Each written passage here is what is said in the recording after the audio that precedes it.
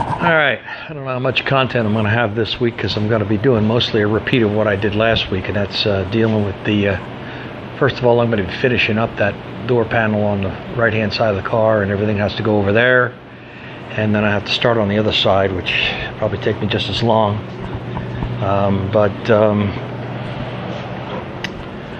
Anyways, I have the belts in permanently now. It's bolted in, it's plugged back into the SRS system, so that's all back together. I've got the other belt in over there, it's also plugged into the SRS system. What I got to do here is, remember I had those rubber drain hoses that I scavenged out of the sunroof, and they're just dropped down into the door well. Well, I have to lead them out of the wheel tub. So the first thing I did is it has a little grommet that's molded on it. And the first thing I have to do is basically, it's an oval shaped hole. I had to make a sample of what that hole looks like before I go dogging it out in my wheel tubs. Anyway, I'll be doing that for both sides. Like I said, finishing up some of the stuff, getting caught up so that it matches the other side. The door panel stuff and that little roll bar that I was attaching in there, and you see I'm in here body working the panels that will finish out that door panel on the inside. So anyways, like I said, it's going to be a lot of little BS this week, so I don't know how much content there's going to be, but I'll film whatever I do if that's of any consequence. I got my sneakers in, they're nice. They kind of screwed up at the tire store. They said they had the fronts in stock, but the rears, being a different size, they had to order them. Well, the guy who ordered them clicked the wrong warehouse instead of the one that was local. He clicked one that was in Virginia, so hence the delay. Anyway, can't put them on yet because I've got some other things to do. I went ahead while I have it up in the air and I loosened up the tie rod ends because it's got a wheel alignment issue, so I'll have to get that corrected once I get the tires and the car back down on the ground. But it's a little tough to break those nuts loose with the car close to the ground. Can't get any leverage. Anyway, a lot of nitpicky stuff this week, so nothing spectacular. Okay, so here's that little rubber grommet for the window drain. It's been installed through this crush panel, the wheel tub, and same on the other side. So that's done. So hopefully, that's one of those things I threw it in there and you could forget it very easily, put the whole door together and then have to take it all back apart to feed it through. But it's done and it doesn't need to move anymore. Well, the driver's side door panel went just a little bit quicker than the first one because I kind of knew exactly where I was going to.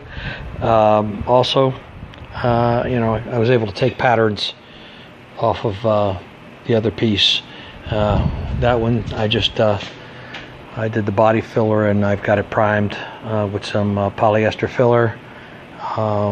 But I had to kind of stop. I was getting ready to paint it and I said, I need to keep this thing out and about so I can make sure that the other one is constructed in the same fashion. So anyways, I still got to make the top cap for this one also. I have to then body work this one over here and cover the two tops with vinyl and then finish paint these. So I got a little ways to go before I can say I'm done with these two panels. Okay, somewhat nice break from climbing in and out of the car. Now I'm climbing under the car. So the first thing I did was I dropped the exhaust in the rear, and the reason I did that was I needed to drop one side of this suspension cradle. It's important only to drop one side at a time, otherwise you risk getting the cradle skewed because the bolts have some slop in them. So if you just drop one side at a time, you can work on your suspension on one side, then reestablish it before you do the other side. And the reason I'm working on the suspension is I took the spring and the shock out over here so that I'm able to use this jack here to freely move this hub up and down to see where my rear tire is going to interfere with this portion of the car. What happens with this independent suspension is, while it doesn't move in and out in this direction, when it moves up, it travels in this, swings in this direction. Okay, so it gets closer to the back here, and while it looks like I have plenty of clearance right now, when you're in a rebound situation, like when you go over a bridge on a highway at speed 70 miles an hour or something like this, and this thing really rebounds strongly. It's going to rebound up and back, and if you don't have enough clearance, you're on the risk of denting this back. Now, on newer cars, the body never crosses the tire's paths. You can see new cars, they have all the wheel openings, all the sheet metals to the outside of the tire. There's no risk of that, because as it gains, or as it travels up, it gains camber, so it actually moves in a bit. So with this situation, you've got this crossing the tire tread as it rolls in on the backside over here. So it's pretty important that while it looks fine now, in actual road travel, we've got to see how this is gonna move. And as I said, this suspension has a tendency, or the way it's designed, is to swing in this direction. As it goes up, it goes back. Anyway, that's what I'm up to now. I got one jack under the center.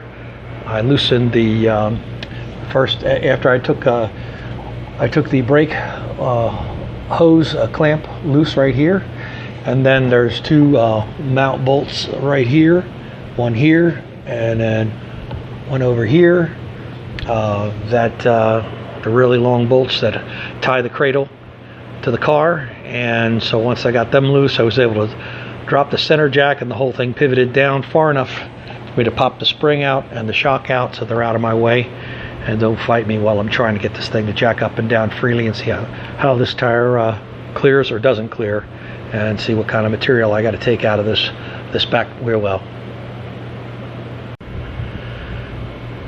Alright, with the rear wheel back on the car, I've got it jacked up, but as you can see, we have zero spets, a half-inch flange I've got going on here, and we are now touching, and the suspension is nowhere near its complete travel. So I'm going to have to, starting here, fade this out, bring this out quite a bit, probably an inch will be hopefully enough to get that to not create an interference. Okay, with the suspension bottomed out in the up position, I cut out, starting at here, like at zero, cut out about an inch worth of material. When I saved the piece that I cut out, here's what it looks like with just the cutout right there. And so here's the closest spot when it's completely up. So what I did is I took advantage of the fact that I had this piece off to reshape it in a number of ways.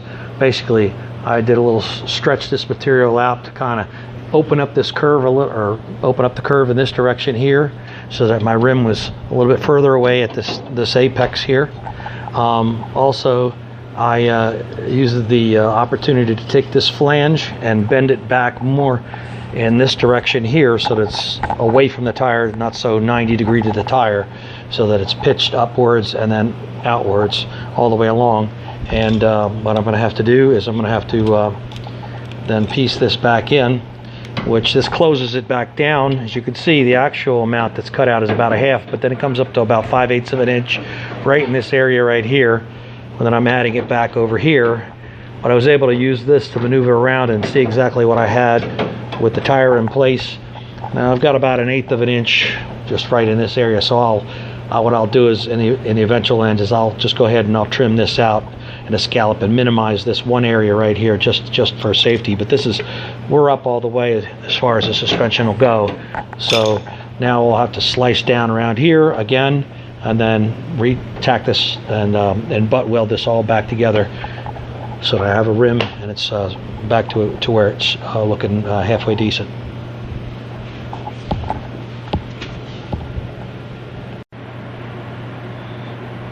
All right, so this is what the top of the door card, the top cap with the window whisker, the interior window whisker looks like, covered with vinyl. Not much to say other than that's it. And I've I'm done body working the other pieces. I've just got to finish paint those so I can assemble the door cards and then install them and see how everything goes together. And that's what I'm going to be up to next. Okay, so I got that all welded in, ground off, and then I just dusted it in with a little flat black paint just so I could see if everything looked good, uniform. I did a little light tidy inside the suspension area, just knocked off the big chunks, treated the face of the rotor where it meets the wheel with a little OSPO or phosphoric acid to neutralize the surface rust on there. You generally, being dissimilar metals, aluminum to steel like that, it tends to corrode both surfaces. Sometimes it's tough to get the wheel back off, but just did a little rust neutralization on the face there, and then put the suspension back up. So I'll go around to the other side and give that a work over. Okay, I'm in the process also of finishing up these the paint out on these support bars, and also the fronts of the panels. I just hit them with a little bit of semi-gloss. You can see I've got some shiny spots. This rocker guard here, it depending on how heavy you put it on, sometimes it'll create little shiny spots. So I just hit it with a little satin gloss, try and dull those down a little bit. But this is also hit with that, so it's got a slight texture to it. But the stuff is meant for underneath the car, so hopefully it'll be adorable in the car. Okay, going through the same process of dropping the cradle in the rear, the suspension cradle on the right hand side, just the 2 bolts over here. Remove the shock and the spring, and put everything back up in the air so that I could travel that suspension with the tire on it. And I'm done over here trimming it out and re-establishing the perimeter of the rear of the wheel hole so that it clearances the tire when it's fully traveled. Alright, so I'm in the process of reassembling, or finally assembling the rear door cards. And so I had saved the sound deadener material that I had pulled off of here while I was reconstructing them, and now I'm going through the process of re-gluing it down. And all I'm doing is when I pulled it off, I don't know what they used to stick it down with, but you can still see remnants in these various spots. I'm just going, since it's already got material glued to it, I'm just taking a hot melt glue and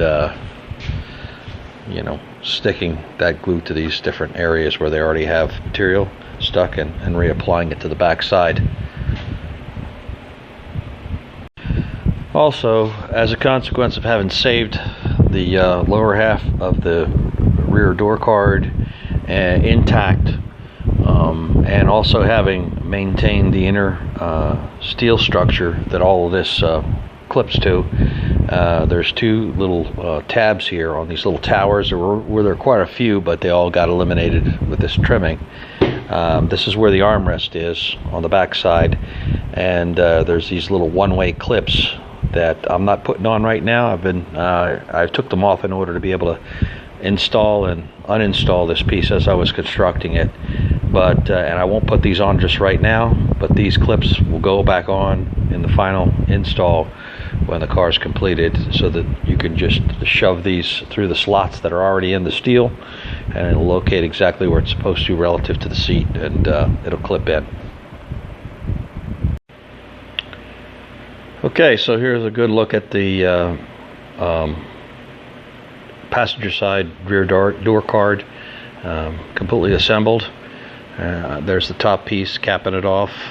The insert is mounted for where the belt slots through, where the little door is.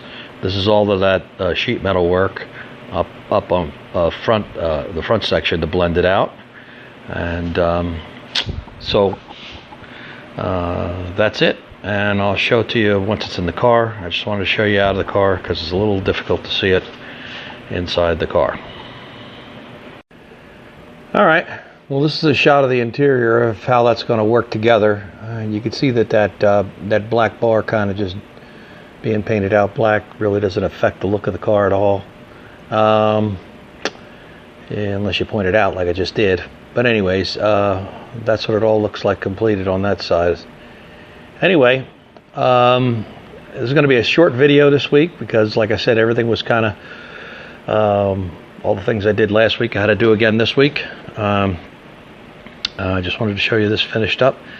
And next I'm going to have to get involved with the package tray to complete the encirclement of the back there. And then I'll have to fit the upright back seat, the back of the back seat, if you will, in there, and see how I'm going to trim down the top of it, because while in my car I have a Daytona back glass which is much higher, this one here being this recessed glass or the tunnel back glass, the headrests will stick right through where the glass is for the most part with the car set where it's at. Anyway, so that'll be a challenging project to not make that look completely out of place. But anyway, I thought I'd show you that. Also show you how this looks from the outside of the car. This bar, now that it's painted out, it just kind of blends in with everything else. Anyway, I'm going to leave it there for this week, and thanks for watching.